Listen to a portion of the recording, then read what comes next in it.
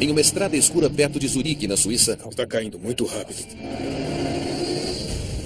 uma bola de fogo ilumina o céu. Foi uma explosão infernal. A queda de uma aeronave da Suíça mata todos a bordo. Me dê aquele ali.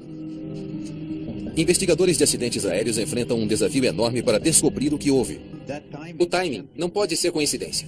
498, vira à esquerda para Zurique Leste. De repente, ele perdeu o controle. Não. O que provocou? Evidências no local da queda apontam para uma possibilidade surpreendente. Não se pode tomar nenhuma medicação antes de pilotar. O piloto podia não estar em condições de voar.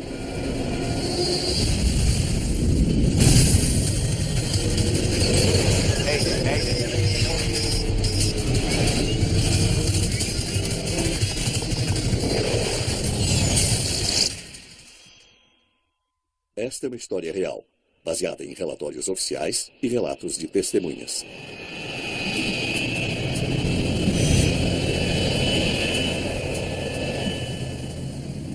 Aeroporto Internacional de Zurique. Passageiros a bordo do voo 498 da Crossair estão esperando a decolagem. 10 de janeiro de 2000.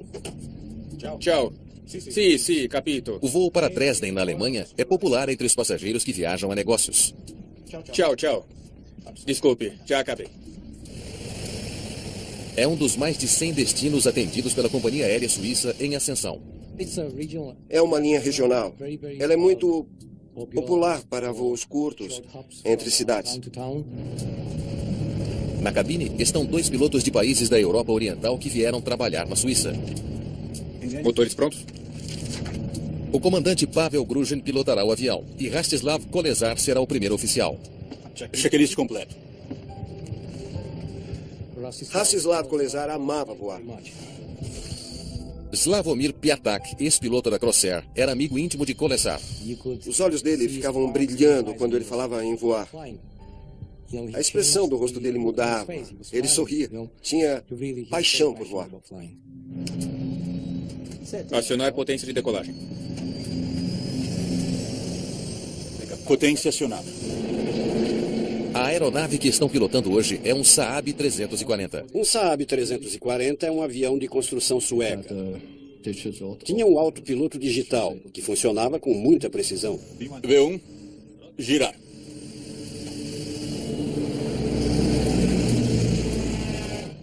Recolher trem. Trem recolhido. Era um avião fácil de pilotar e de controles suaves. O voo estava programado para durar 1 hora. Depois de 2 ou 3 minutos de voo, deveriam estar lá em cima, acima das nuvens, para voar até o seu destino. No último minuto, o controlador de voo faz uma ligeira mudança na rota de voo deles. 498, à esquerda para Zurique Leste. Virando à esquerda para Zurique Leste, Crossair 498. A nova rota os leva ao sul do aeroporto e sobre um farol de navegação antes de seguir para Dresden. O marcador de navegação de longa distância para Zurique Leste? Sim. Confere. O avião começa a virar. Mas algo está errado. Virando à esquerda para Zurique Leste. Para a esquerda.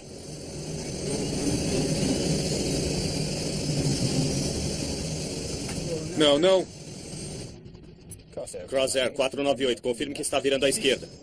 Por favor, aguarde. O avião deveria estar virando para a esquerda. Em vez disso, está indo para a direita. Ok, continue à direita para Zurique Leste. O comandante Gruzin luta para controlar o avião. Mas não está dando certo. Esquerda! Eles estão caindo.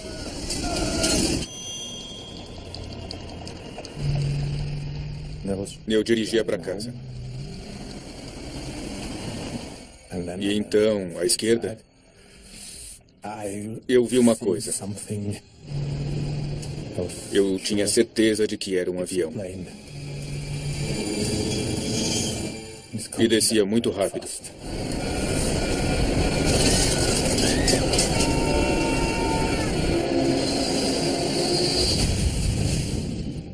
Foi uma explosão infernal.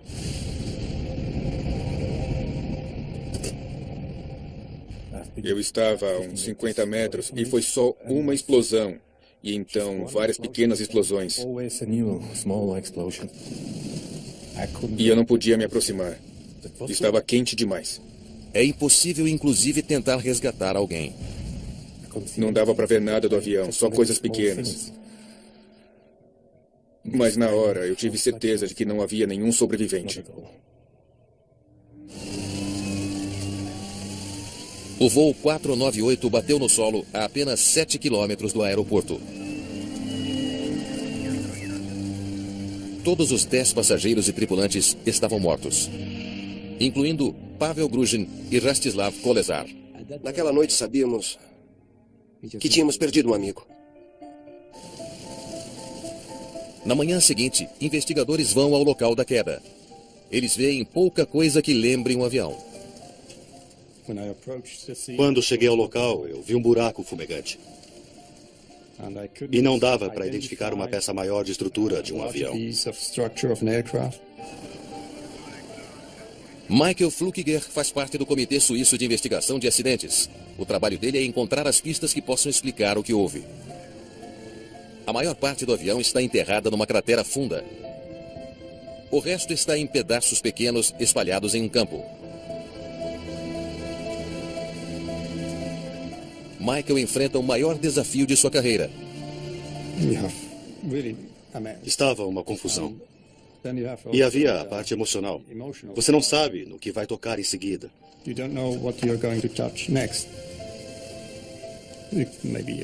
Pode ser o pedaço de um corpo humano, um pedaço da aeronave. Era um trabalho duro.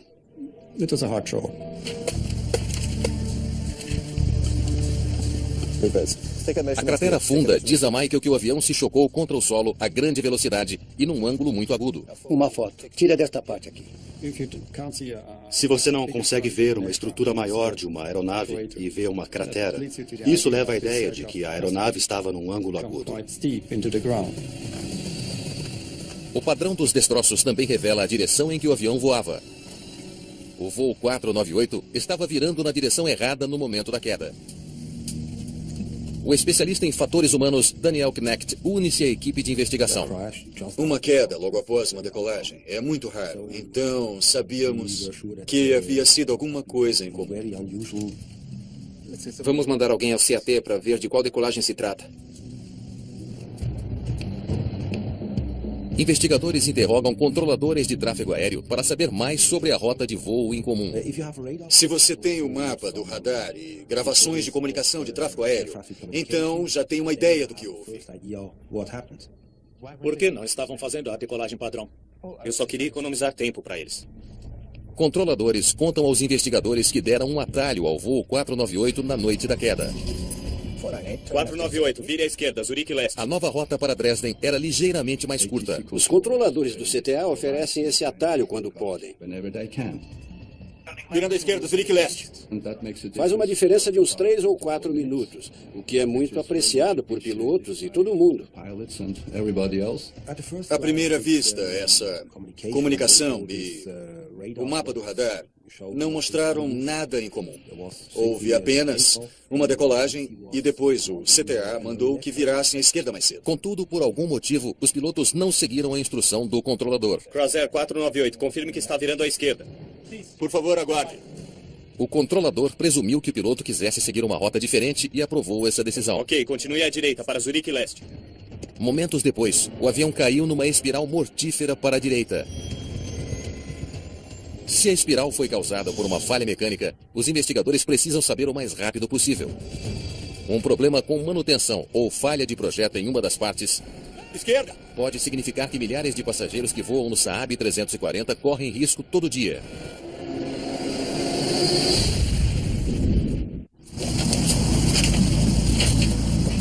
No local da queda do voo 498 da Crossair, investigadores buscam evidências de uma falha mecânica. Testemunhas relatam ter visto fogo no céu momentos antes do avião bater no solo. Mostre-me a altura que o avião estava quando viu as chamas. Nós tivemos a impressão de que pode ter havido incêndio a bordo, porque pessoas descreveram a aeronave queimando antes do impacto. Algum sinal das caixas pretas? As respostas que os investigadores buscam podem estar nos 2 gravadores de voo do avião.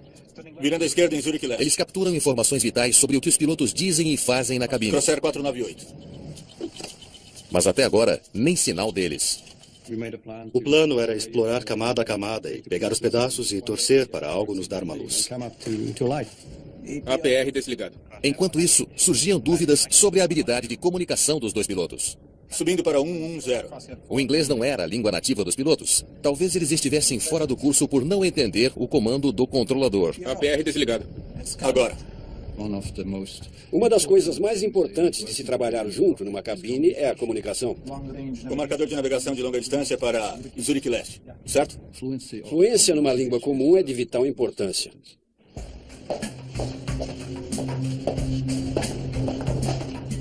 Investigadores estudam as fichas dos pilotos. Eles parecem muito experientes. As fichas são impecáveis. Ambos são bem qualificados e falam inglês o suficiente para pilotar um avião. Eu voei com os 2. Sabia que o inglês de Rastislav era muito bom. Eu podia falar com Pavel e ele entendia, ele respondia muito bem.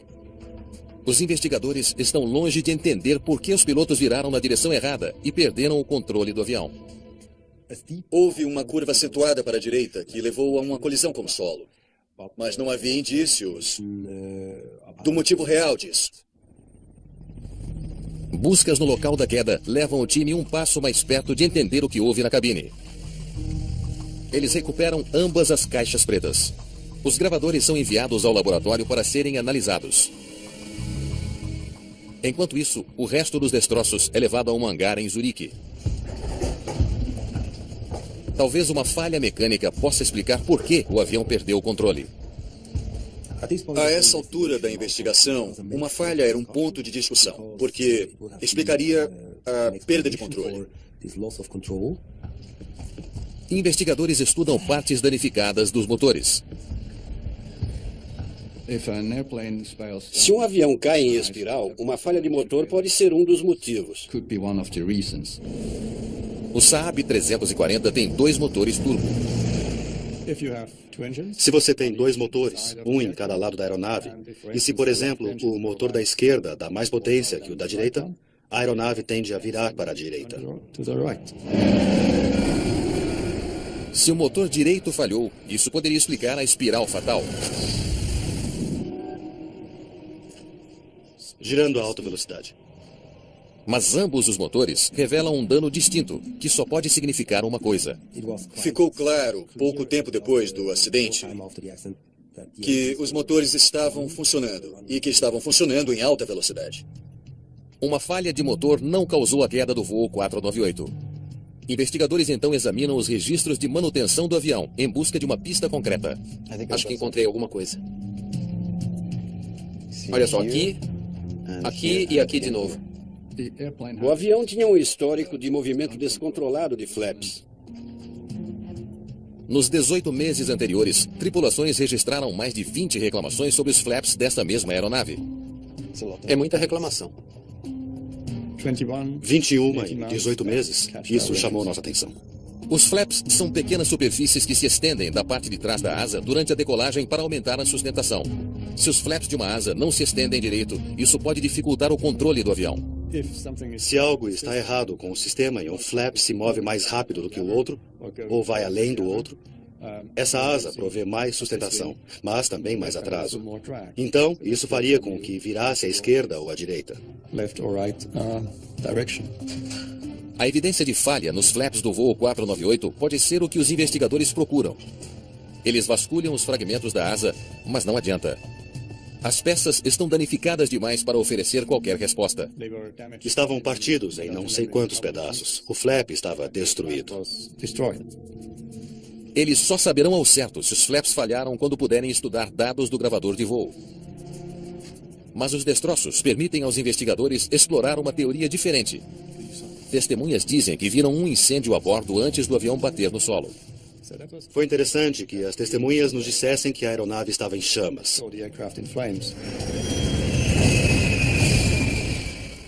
Isso nos deixou curiosos e fomos até os destroços investigar. Chamas deixam marcas distintas de queimado na fuselagem de um avião. Me dê aquele ali. Se o avião pegou fogo antes da queda, destroços da mesma parte da aeronave devem mostrar o mesmo padrão de marcas de fuligem, como as peças vizinhas de um quebra-cabeça.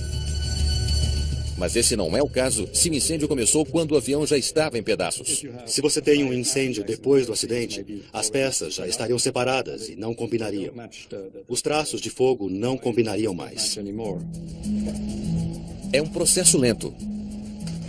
Investigadores precisam mapear cada peça dos destroços e colocá-la num local preciso antes que possam comparar as marcas de queimado.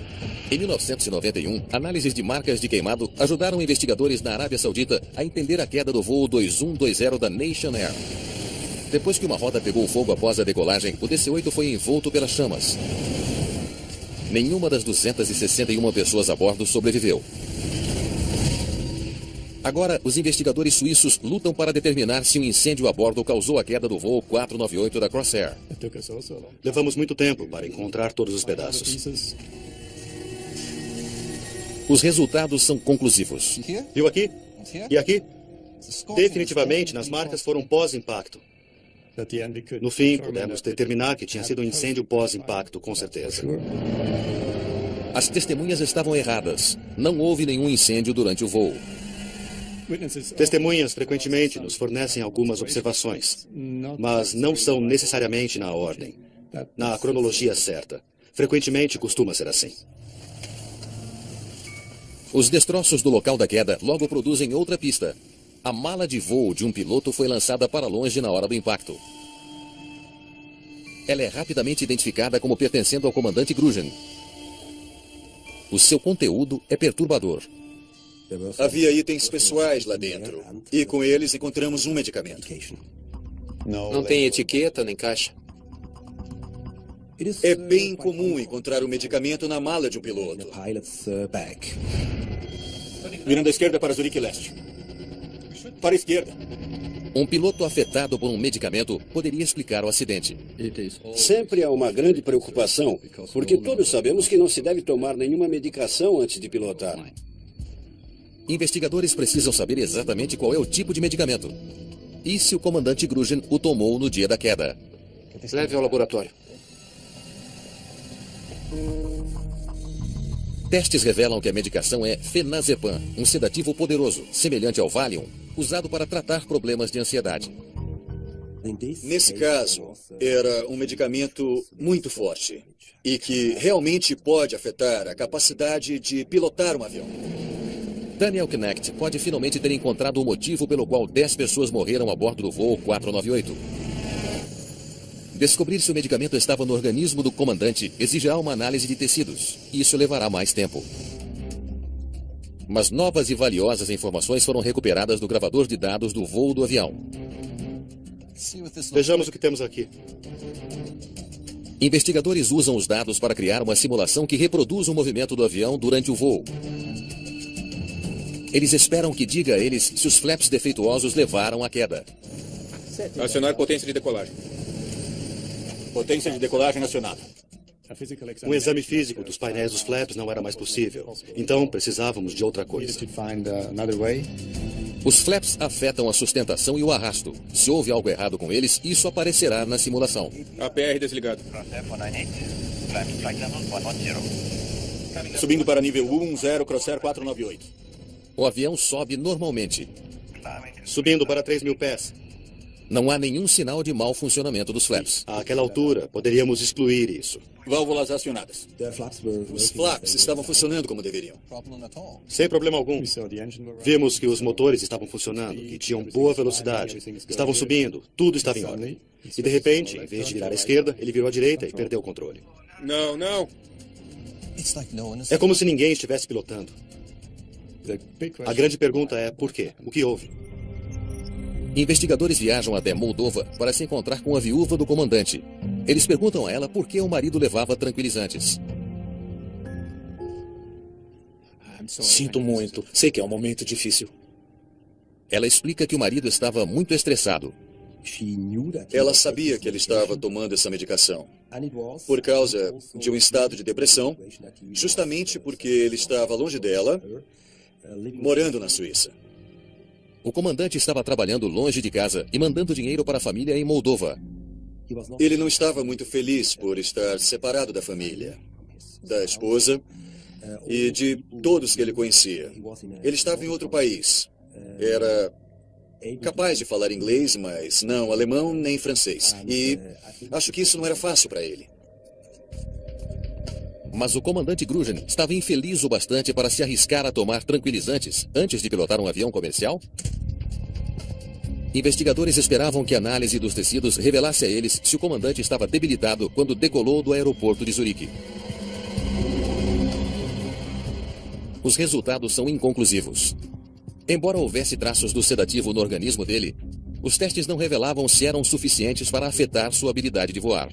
Nós não podemos excluir esse efeito no acidente, mas também não sabíamos se essa medicação teve realmente um efeito. Mas os investigadores não desistem. Não. Pode haver outra maneira de determinar se o comandante estava debilitado. Esquerda! Um amigo do comandante Gruzin é trazido para ajudar com a investigação. Escuta isso e diga o que parece para você. Pediram a ele que ouvisse conversas capturadas pelo gravador de voz da cabine. Nova direção. Checklist completo. Acionar potência de decolagem. Ele fica atento a qualquer pista sobre como o comandante se sentia, qualquer sinal de que estivesse debilitado quando o avião decolou. Potência de decolagem acionada. O tom ou a pronúncia, todas essas coisas são muito importantes. Por exemplo, se a pessoa está tomando uma medicação, se a pronúncia não está clara, isso pode ser uma pista. APR desligado. O que acha? Continua ouvindo para ter certeza. Acionar válvulas. Válvulas acionadas. Mas o amigo do comandante não ouve nada fora do comum. A voz de Gruzin parece completamente normal. Não há sinal de que ele estava debilitado por alguma medicação. O comportamento dele, toda a discussão, foi muito calma. Ok, mais uma vez. Os investigadores estão ficando sem pistas. Checklist completo. A gravação na cabine parece oferecer pouco até que... Acionar potência de decolagem. Para. Potência de decolagem acionada. Toca de novo. Eles ouvem um som estranho. Acionar potência de decolagem. Parece interferência de celular. Tivemos alguns indícios no CVR de que havia um celular em funcionamento no avião. No ano 2000, existe uma nova ameaça em potencial para a segurança da aviação. Sim, capítulo. Cada vez mais pessoas estão usando telefones celulares e o seu efeito sobre os aviões é desconhecido. Quando um telefone celular está em uso, transmite um sinal para a torre de telefones celulares e pode criar interferência. O sinal foi capturado como zumbido no gravador de voz da cabine.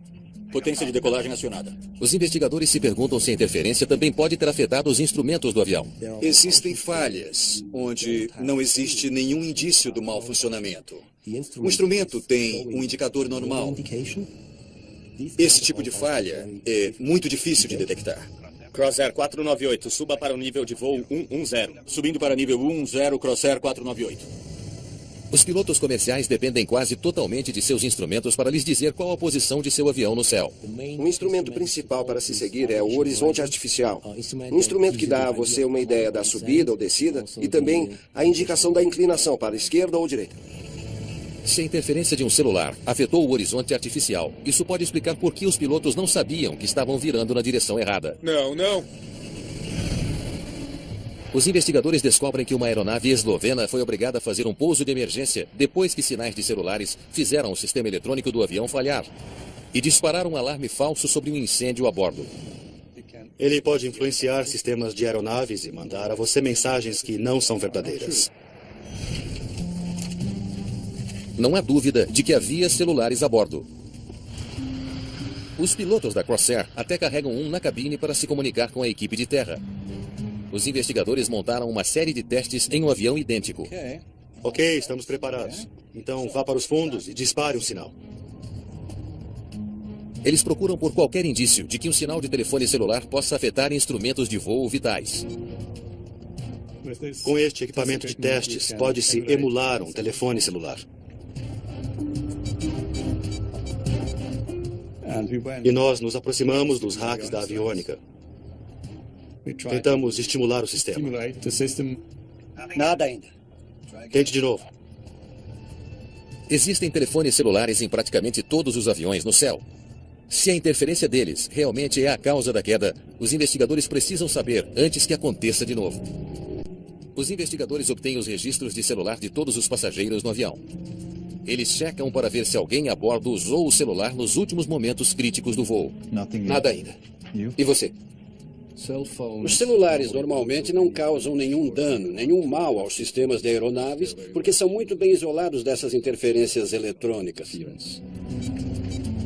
Os testes a bordo confirmam que sinais de celular podem criar interferência eletrônica na cabine. Aí está. Mas pode essa interferência causar o mau funcionamento dos instrumentos de voo? Após repetidos testes, Tente de novo. os investigadores não encontram nada para sustentar essa teoria. Não tínhamos nenhuma evidência de que o celular foi o problema. Os registros telefônicos mostram que todas as chamadas de celular do avião e para ele foram encerradas antes da decolagem. Durante o voo, não tivemos nenhuma comunicação entre um dos celulares e as estações em solo. Agora parece que, exceto o ruído capturado pelo gravador de cabine quando o avião ainda estava em solo, os telefones celulares não tiveram efeito algum sobre o voo. O resultado foi simplesmente zero. Nenhuma das teorias está se comprovando. Os investigadores reexaminam as melhores evidências que eles têm, os comentários dos pilotos registrados na cabine e a informação do gravador de dados de voo. Trem recolhido. APR desligado. Crosshair 498, suba para o nível de voo 110. Subindo para nível 110, Crosshair 498. APR desligado. Agora. Eles ficam atentos a qualquer coisa que possa dizer a eles como os instrumentos estavam funcionando naquela noite. A curva começa a ficar muito fechada. Virando à esquerda para Zurich Leste. Para a esquerda. Não. Uma reação súbita do comandante oferece uma pista. O timing não pode ser coincidência. Os investigadores sabem que o painel de voo do comandante muda de aparência no momento em que uma curva fica fechada demais. O sistema é projetado para que, se você entrar numa inclinação ou ângulo anormal, ele remove informações desnecessárias para facilitar a recuperação para o piloto. Esse foi o momento em que o comandante fez esse comentário. Não. O timing do comentário do comandante convence os investigadores de que os instrumentos dele estavam funcionando, mas que ele não entendeu o que os mostradores diziam a ele. Pessoas que estão confusas não detectam a confusão do momento. Esquerda! Eu acho que o problema é que ele não sabia o que estava acontecendo. A busca por uma resposta leva os investigadores à Rússia, onde o comandante Gruzhin aprendeu a voar. Obrigado por nos receber. Eles se encontram com especialistas em aviação russos. A Crosshair recruta muitos pilotos da antiga União Soviética. Se o treinamento russo é falho, muitas vidas podem estar em risco. A Crosshair estava se expandindo dramaticamente sem pilotos da Suíça nem de países vizinhos. Então era fácil para os pilotos se transferirem para a Crosshair. Eles estudam os históricos dos pilotos antes deles terem se transferido para a Crosshair. O comandante Gruzhin tinha 41 anos. Ele tinha mais de 8.000 horas de voo e quase 1.900 horas no Saab 340. O primeiro oficial, de 35 anos, Rastislav Kolesar, tinha mais de 1.100 horas no avião. Ele era um piloto muito capaz e também muito organizado. Ambos os pilotos eram altamente qualificados. Parece não haver motivo algum para se suspeitar de erro de piloto. Até os investigadores russos sugerirem uma teoria surpreendente que pode mudar tudo. Eles contam aos investigadores sobre uma série de acidentes causados por pilotos treinados na Rússia, ficando confusos por um instrumento de voo essencial. Isso foi uma surpresa para nós, porque esse problema não era muito conhecido nessa época na aviação ocidental. Os pilotos da União Soviética eram treinados a voarem usando um horizonte artificial que tem um aspecto muito diferente daquele usado nos aviões ocidentais. Virando à esquerda para Zurich Leste, Crosshair 498. No Ocidente, o símbolo do avião no meio permanece estável, enquanto o fundo se move. Os horizontes soviéticos funcionam da maneira oposta. O símbolo do avião mostra o movimento e o horizonte fica fixo. É fácil ver como um piloto poderia se confundir.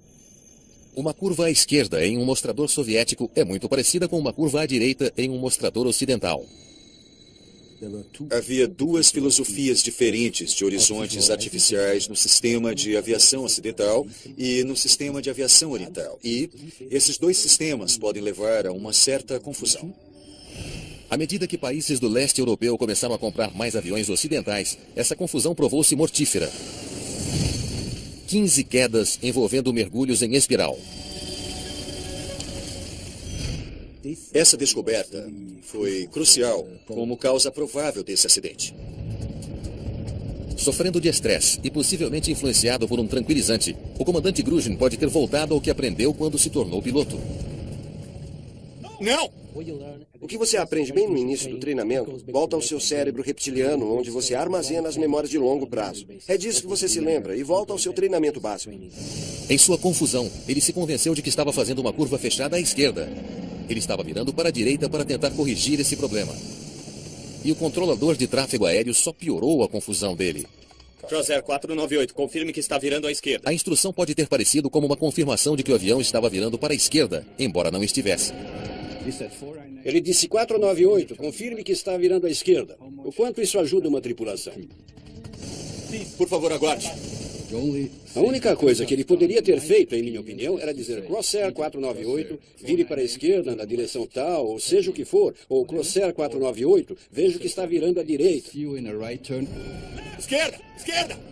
Mas o que ele disse não ajudou a ninguém. A tentativa insistente do comandante para nivelar o avião que ele acreditava estar fazendo uma curva acentuada para a esquerda, na verdade pôs o avião em um mergulho em espiral mortífero para a direita. Os investigadores também descobrem outra diferença importante entre as aviações russa e ocidental. Pilota-se muito manualmente. Os pilotos russos têm uma abordagem diferente do uso do piloto automático.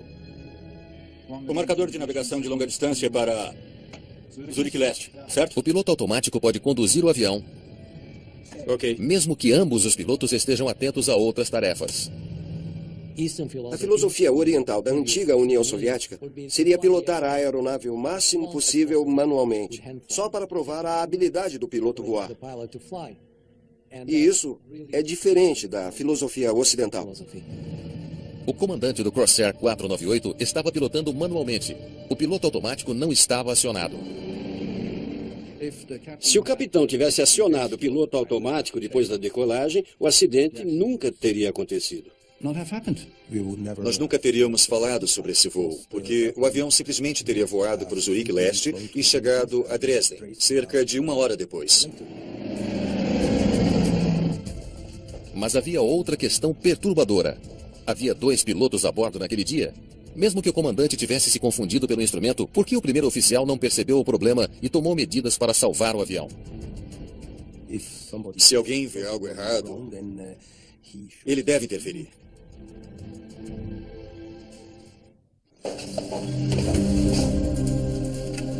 Pode me passar as especificações para a frota da Crosair, por favor? Os investigadores imaginam o que pode ter impedido o primeiro oficial de perceber o erro do comandante.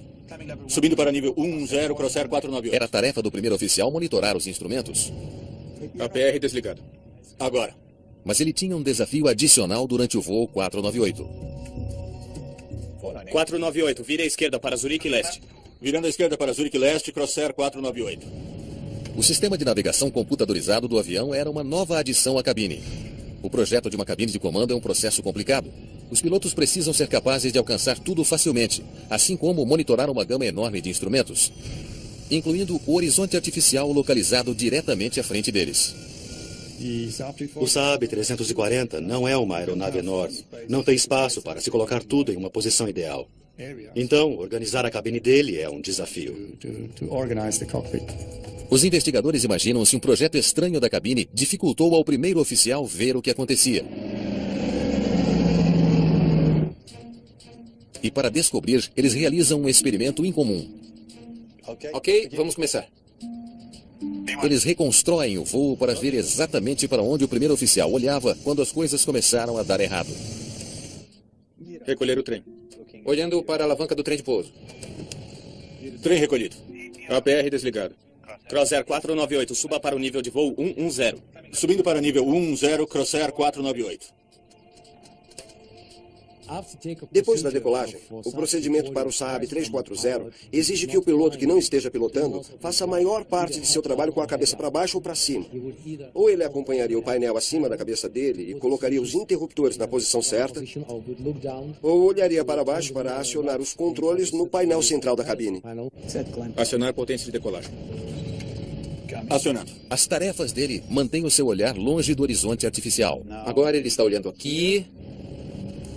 Agora posso olhar para cima. Quando o primeiro oficial teve chance de ver o que estava acontecendo, o avião já estava em uma inclinação muito exagerada. Virando à esquerda para Zurich Leste. Se você não presta atenção, quando olhar de novo, provavelmente verá uma inclinação que não esperava. Pesquisadores descobriram que leva de 4 a 18 segundos para se ter uma ideia do que um avião está fazendo, em que tipo de inclinação o avião está e que tipo de ação tem de ser tomada para se recuperar dela. Deve ir para a esquerda. Crossair 498, confirme que está virando à esquerda. Por favor, aguarde. Podia-se detectar claramente que o estresse estava aumentando. O estresse do primeiro oficial mostra que ele sabia que havia um problema grave. Esquerda, esquerda! O comandante achou que o avião estava virando para a esquerda. Ele não entendeu o que o primeiro oficial estava tentando dizer a ele. Esquerda! O inglês deles era basicamente inglês de aviação. Esquerda! E é difícil se comunicar fluentemente e comunicar preocupações bem o bastante.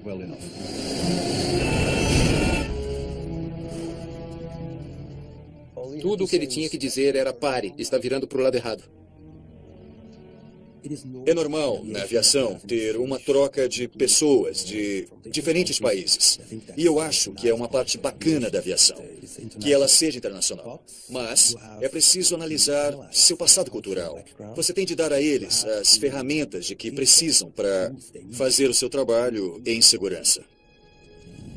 Após a queda do voo 498, a companhia aérea incrementou o treino de pilotos dos países do ex-bloco soviético. Agora, eles recebem 3 meses adicionais de instrução. E eles também têm de passar por um exame de proficiência em inglês. Todos estão dando duro para fazer uma boa aeronave com boas pessoas treinadas, com sistemas bons nas aeronaves. Finalmente, as tripulações suíças agora exigem que o piloto automático seja acionado imediatamente após a decolagem, garantindo que possam dar atenção adequada ao progresso do voo.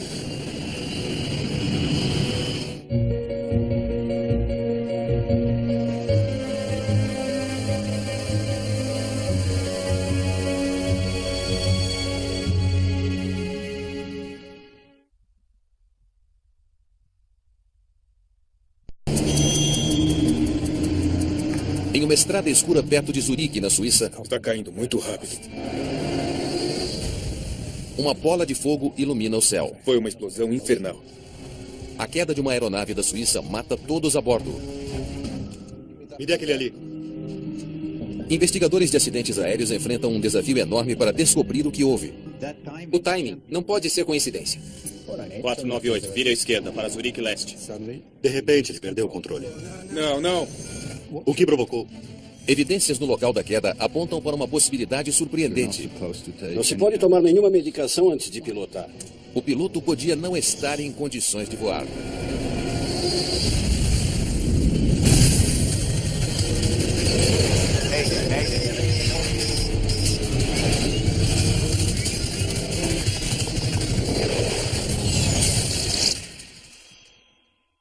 Esta é uma história real, baseada em relatórios oficiais e relatos de testemunhas.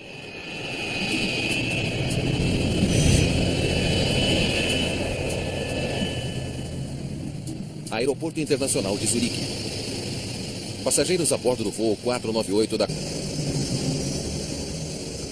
Não. Crossair 498, confirme que está virando à esquerda. Por favor, aguarde. O avião deveria estar virando para a esquerda. Em vez disso, está indo para a direita. Ok, continue à direita, para Zurich Leste. O comandante Grugin luta para controlar o avião. Mas não está dando certo. Esquerda! Eles estão caindo.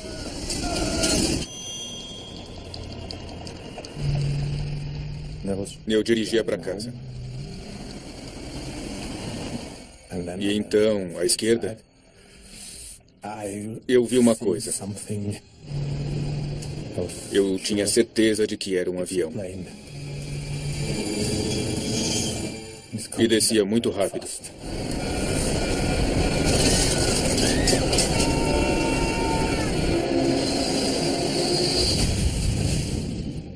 Foi uma explosão infernal.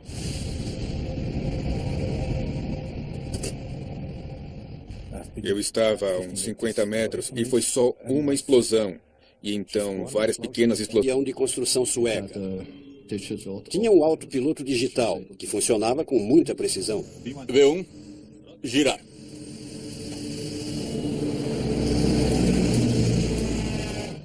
Recolher trem. Trem recolhido. Era um avião fácil de pilotar e de controles suaves. O voo estava programado para durar 1 hora. Depois de 2 ou 3 minutos de voo, deveriam estar lá em cima, acima das nuvens, para voar até o seu destino. No último minuto, o controlador de voo faz uma ligeira mudança na rota de voo deles. 498 à esquerda para Zurique Leste. Virando à esquerda para Zurique Leste, Crossair 498. A nova rota os leva ao sul do aeroporto e sobre um farol de navegação antes de seguir para Dresden. O marcador de navegação de longa distância para Zurique Leste? Sim. Confere. O avião começa a virar. Mas algo está errado. Virando à esquerda para Zurique Leste. Para a esquerda.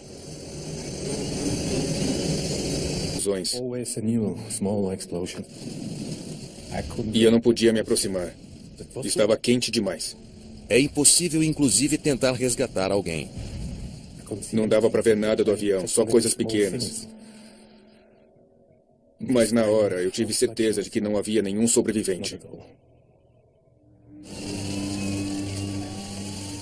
O voo 498 bateu no solo a apenas 7 quilômetros do aeroporto. Todos os 10 passageiros e tripulantes estavam mortos, incluindo Pavel Gruzhin e Rastislav Kolesar. Naquela noite sabíamos que tínhamos perdido um amigo. Na manhã seguinte, investigadores vão ao local da queda. Eles veem pouca coisa que lembre um avião. Quando cheguei ao local, eu vi um buraco fumegante. E não dava para identificar uma peça maior de estrutura de um avião. Michael Flukiger faz parte do Comitê Suíço de Investigação de Acidentes. O trabalho dele é encontrar as pistas que possam explicar o que houve.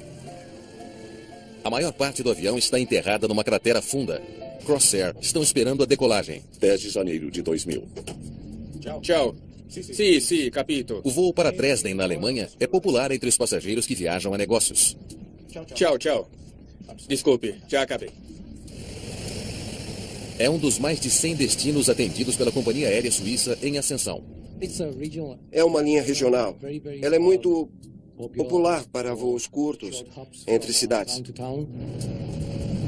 Na cabine estão 2 pilotos de países da Europa Oriental que vieram trabalhar na Suíça.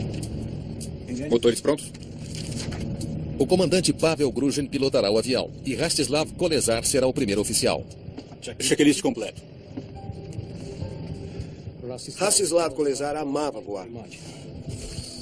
Slavomir Piatak, ex-piloto da Crossair, era amigo íntimo de Kolesar. Os olhos dele ficavam brilhando quando ele falava em voar.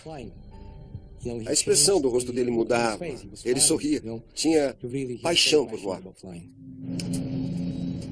Acionar potência de decolagem.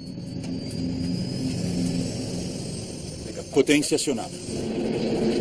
A aeronave que estão pilotando hoje é um Saab 340. Um Saab 340 é um avião